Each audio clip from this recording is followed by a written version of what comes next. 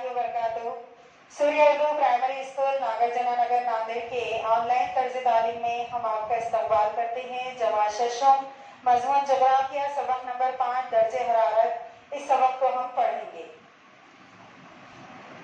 जमा शशम के प्यारे तलबा और तालिबा, सबक नंबर 5 दर्जे हरारत। आइए अमल करके देखें। शक्ल 5.1 टॉर्च की रोशनी की मदद से सीधे और तिरछे हिस्से पर घिरा इलाका। अलिफ और बे यहाँ पर दो तस्वीरें यहाँ दिखाई गई हैं। एक टॉर्च लीजिए, इसे किसी मुकाम पर साकित रखिए।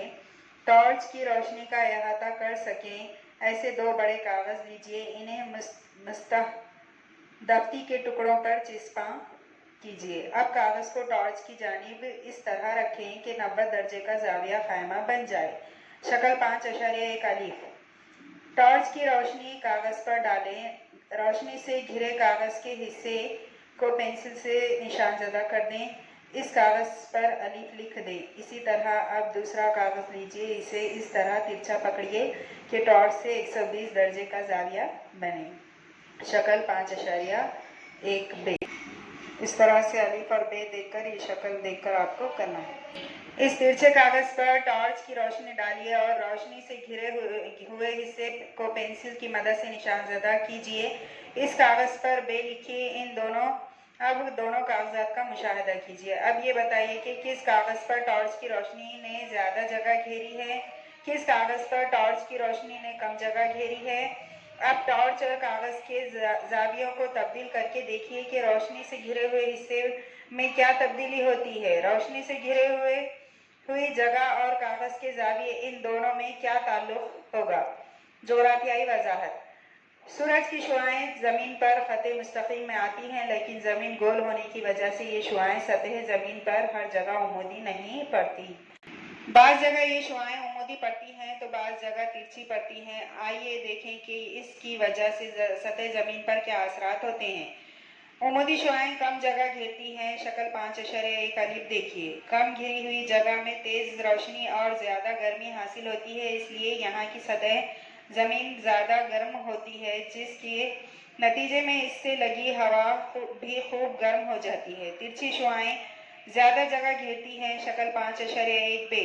ज़्यादा घिरी जगह में रोशनी की शिद्दत और गर्मी कम हासिल होती है, जिसकी वजह से इस इलाके की सतह ज़मीन भी कम गर्म होती है, जिसके नतीजे में इससे लगी हवा भी कम गर्म होती है।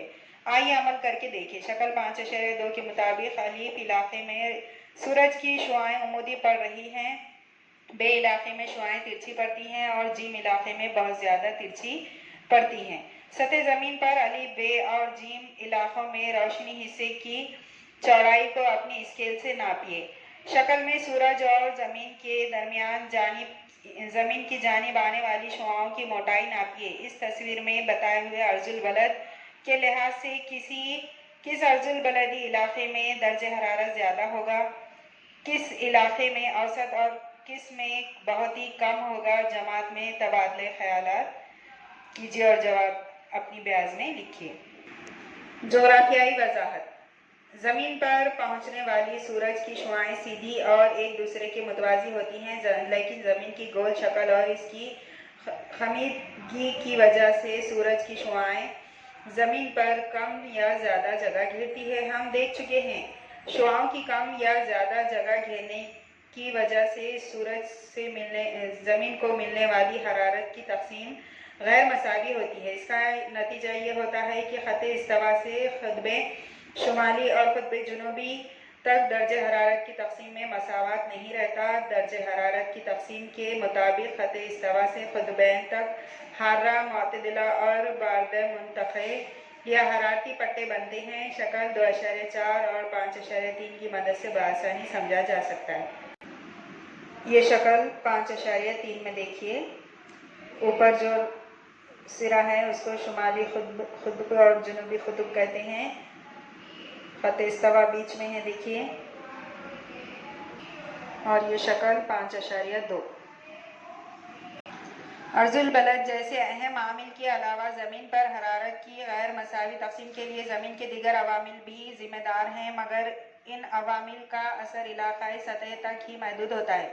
یہ عوامل درج ذیل ہیں: سمندری نزدیکی، درون براعظمی، محل وقوع، سطح سمندر سے بلندی اور علاقے کی قدرتی ساخت۔ ان عوامل کی وجہ سے علاقائی آب و ہوا میں تنوع پایا جاتا ہے۔ ان کے علاوہ آبر آلودگی، ہوا، جنگلات کا گھنا پن، شہریانہ اور صنعتیانہ صنعت کاری وغیرہ کا اثر بھی مقامی آب و ہوا پر ہوتا ہے۔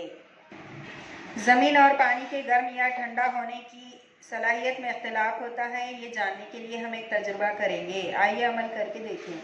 یکساں جسامت کے 2 برتن پانی کی ایک جیسی مقدار سے بھر لیں۔ ایک برتن گھر کے اندر رکھیے اور دوسرے برتن کو طلوع آفتاب کے وقت سے ہی گھر کے باہر رکھ دیجیے۔ اس بات کا خیال رہے کہ باہر والے برتن پر سورج کی شعاعیں متواتر پڑتی رہیں۔